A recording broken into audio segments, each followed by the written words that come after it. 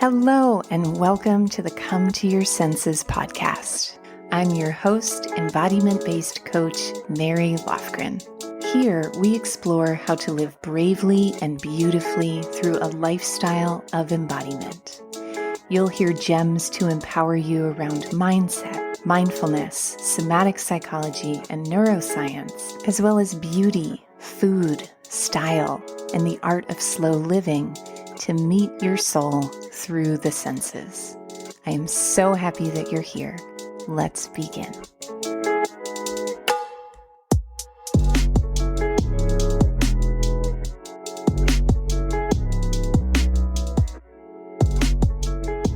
Hello, beautiful beings, and welcome to Come to Your Senses. Welcome to today's playground, sandbox, maypole. Grab a ribbon on the maypole, because today we are learning how to frolic with failure. I have experienced so many delicious varieties of the bouquet of failure, job failures, business failures, relationship failures, personal failures, friendship failures, all sorts of failures, great and small. And I think that is a often unwanted yet essential dance partner of living a life that truly feels like it is our own. Most of the failures that I have experienced were also the defining moments of me finding out who I really was and what I was really made of, and learning how to stand my ground for what matters to me, and learning how to humble myself in the vast array of things that I don't know, and be open to learning and to receiving guidance and wisdom and feedback. And so today, we are going to learn how to take failure, and just like everything that we do here at Come to Your Senses, rather than using this as a reason to loathe ourselves or to embolden the inner critic, instead to bring it to the playground of life.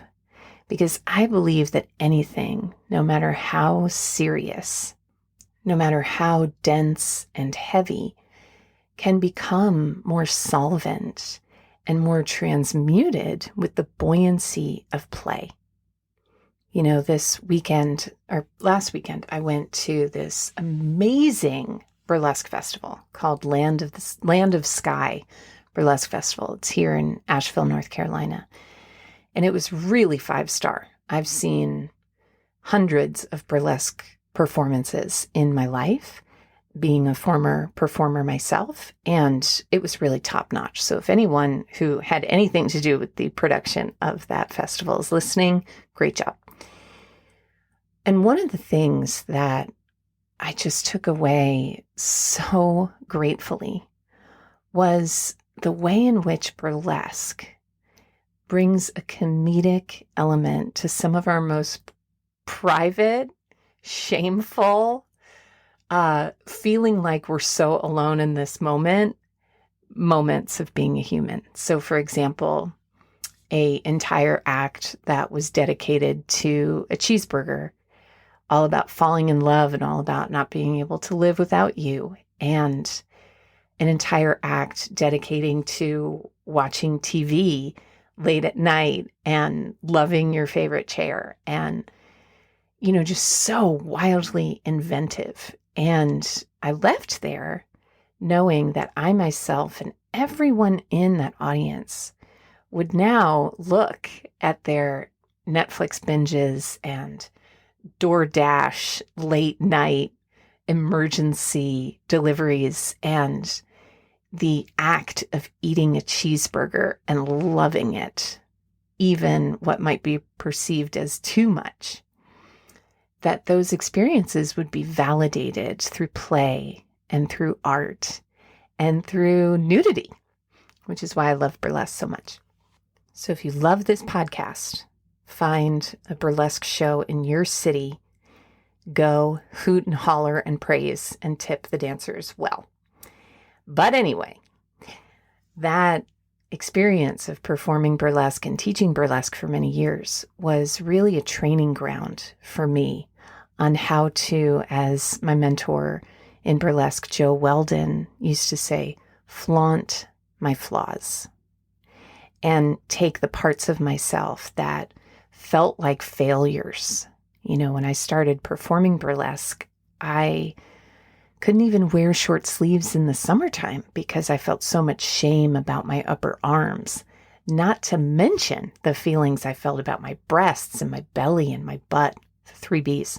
And after the experience of playing with these parts through rhinestoned nipple tassels and glitter on my tush and shimmy belts on my hips and my belly, and when I felt shame, learning to shake my jiggly parts even harder, I was utterly and completely transformed. You had to pay me to keep my clothes on after that experience. And so I'm digressing a bit here, in part because I taught a burlesque class recently. I am in the process of creating a burlesque-based offering for you that's going to be coming this fall. So if you are not already on the School of Sensual Living mailing list, you want to make sure to get on that by going to schoolofsensualliving.com/love. That will add you to my email list, but it will also send you a weekly love note that is a love letter to your body and to your unique beauty and the sensual spell that you cast just by being and breathing.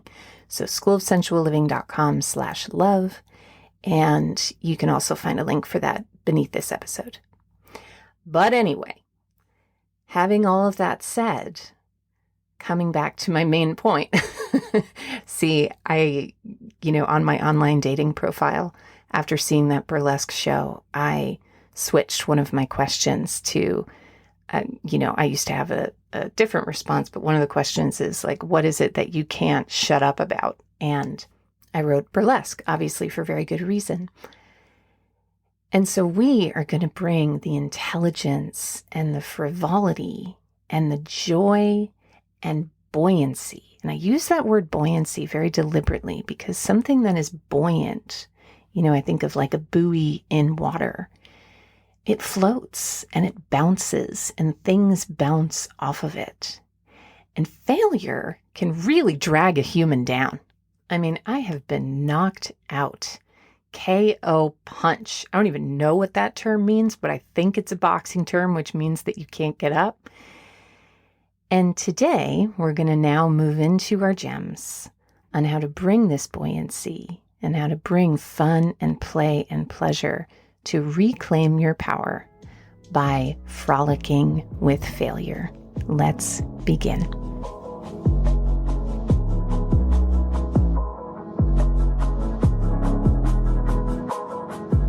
So, we're going to begin with an image, which is, have you ever seen a video, or maybe you've seen it in person, of a dog jumping off of a dock or a boat? And the way that I could watch this over and over and over. I think it is the cutest thing when they run and get a running start, and then they get to the edge of the dock and they just completely Superman, like all 4 legs out in all directions to land in the water. And I think that that's a powerful image to start with in what it looks like to frolic with failure, is just to take the most enthusiastic, passionate, excited high dive, knowing that even though you're jumping into the unknown, you're going to do it in style and with a lot of enthusiasm. And the word failure, what I find so interesting about that word and the way that words really shape our experiences, is that failure simply means lack of success.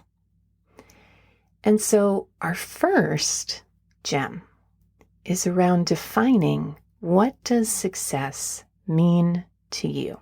So something that's been really helpful for me in my own life and as a business owner is defining, what are my values? So for my business and my brand, some of my values are vulnerability and exposure, being real. That's all under the category of one value. The body, being body-led instead of just led from the mind. Deep beauty, so beauty in all of my products and services and offerings, but also that each person who interacts with my work feels their own unique beauty. And care is also another big value of mine. You know, my work involves a lot of personal relationships, and last night I was just working on a special project for a client, and the little business owner voice who's always watching my time and, profit margin and all those other things that I am so glad that I've learned how to think about. There were many years where I didn't think about that at all in my business, and that wasn't a failure necessarily, but it caused a lot of suffering. And what's amazing about knowing our values is that it creates a benchmark for our decision-making and our definition of success. A business coach that I study with is Jennifer Kem, and that statement was taken from one of our recent coaching calls, is that our values are these center points around which everything else orbits, and also how we define our success. And so perhaps you have a certain set of values for yourself as a parent, and maybe something doesn't go great, or your kid flies off the handle, or you fly off the handle. There's a lot of ways to look at that through the limited lens of just being a good parent, that whatever happened might seem like a failure.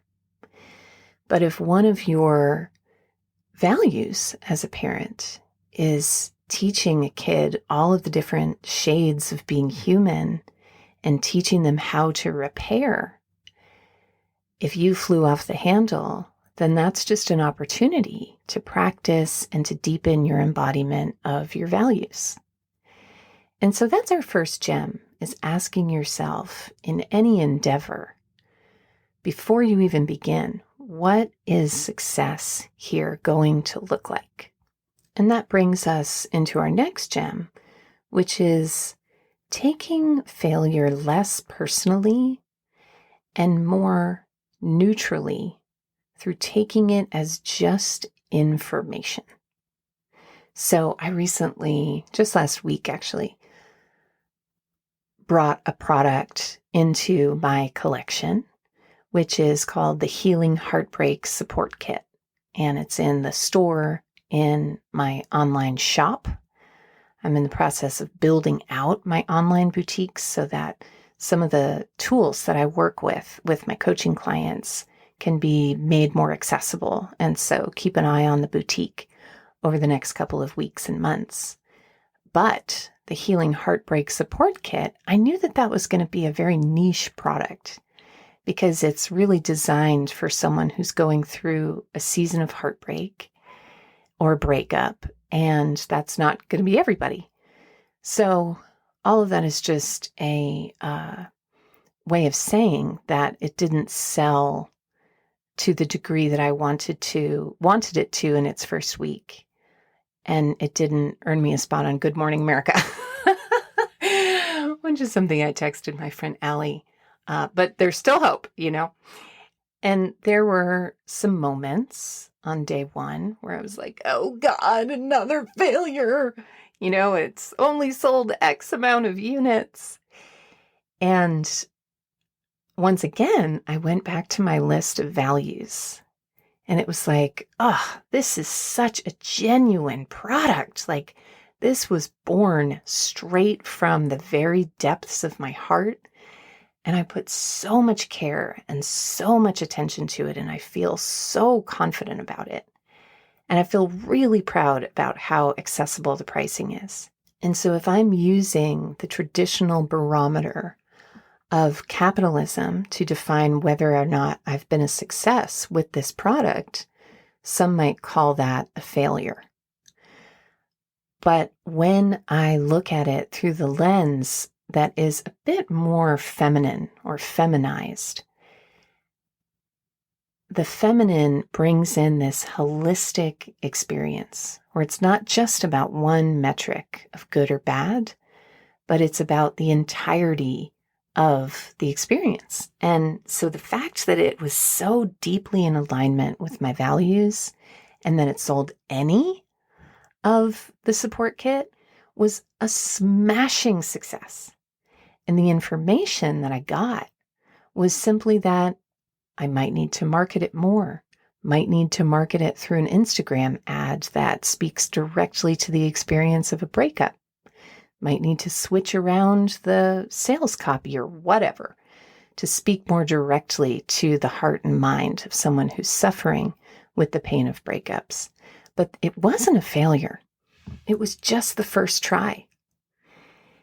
And that's another gem that is more of a mindset gem that you can bring to maybe some of your past quote unquote failures, which is, was it a failure or were you just learning? Was it a failure or were you just a beginner? When I think back to my very first retreat 10 years ago in Connecticut, some of you listening are OG retreat participants. I don't think I made $1 of profit off of that retreat. And I was really hoping. I was, new in business. And part of the reason is because I brought 4 assistants. I'm laughing now. But I brought 4 assistants for a group of about 6 people. And I'm really proud of that now because I felt so incredibly supported, and we had design support and we had personal Mary support, a friend of mine who's a massage therapist, and my husband at the time was there. And, there was just so many layers of support. And it was my very first retreat. I didn't know a single thing about spreadsheets back then. I was a beginner. I was learning. And now my retreat process runs like a well-oiled machine. We just had last year the Yule retreat, which we will be having again this year. So again, get on that schoolofsensualliving.com/love email list if you want to be notified and nab one of those spots. There's only 6 spots for that retreat. And it's here in Asheville, North Carolina. And it's a holiday retreat. So it's a chance to hit reset on your body and your mind and your spirit and to savor and enjoy the comforts of the season in the month of December. But anywho, it was my first retreat since the pandemic. I've hosted about 15 embodiment retreats in my career.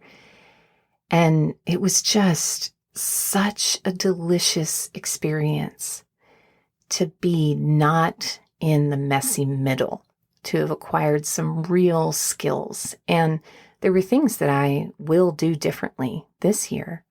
But to look back on any of my retreats and some of the things that went wrong as a failure would once again be seeing the experience through a limited, non-holistic lens. And that's one of the things that we deeply practice here in my courses, in my classes, my coaching, and my retreats is pulling the lens back from the limitations of fight or flight and the limitations of oppressive systems that cause us to see ourselves as incomplete and seeing our lives more as a masterpiece in creation than a car with parts that need to be fixed. You are a Rolls Royce, and don't you forget it. Our next gem on frolicking with failure is a story that I've told many times on this podcast before, but it's one of my most precious stories in how I refused to let a failure define me or enter my nervous system as shame.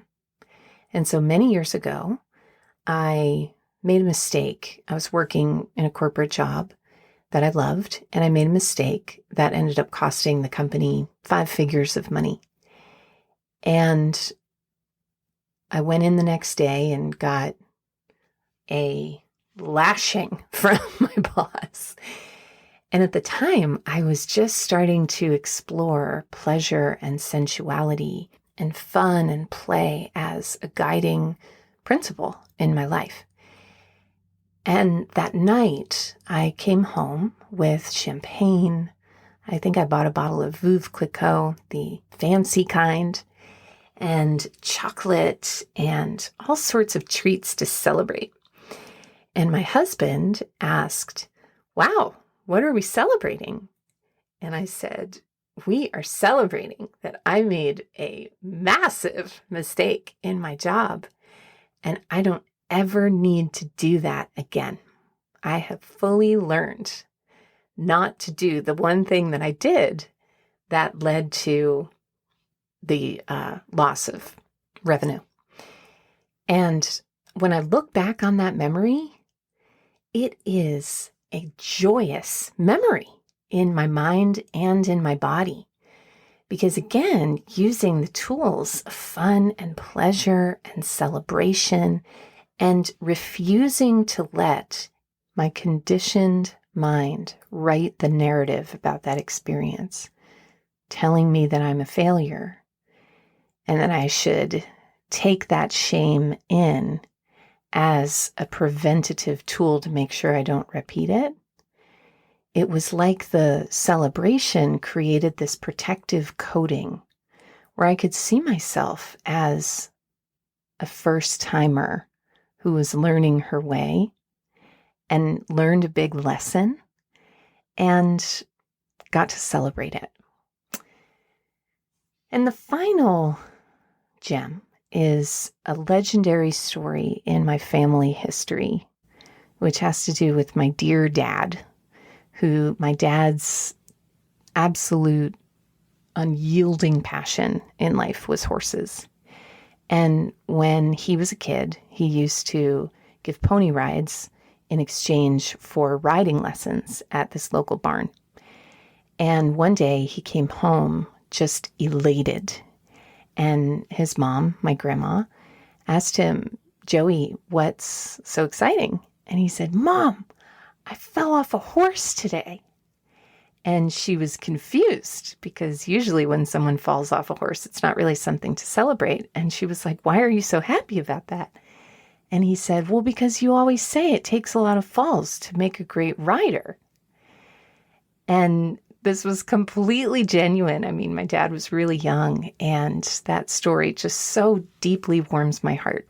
And so may you take that gem into your own pouch of wisdom as you belly flop like a corgi off of a summer boat and walk boldly in the direction of your dreams, which also requires that we walk boldly in the direction of our failures.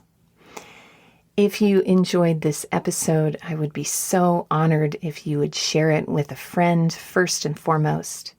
And if you would hit the subscribe button. For extra credit, you could leave a review, but sharing with friends and subscribing ensures that you won't miss an episode and that we won't miss you. And you are so cherished and valued here as a listener. May your failures be fabulous, and I will see you in our next episode.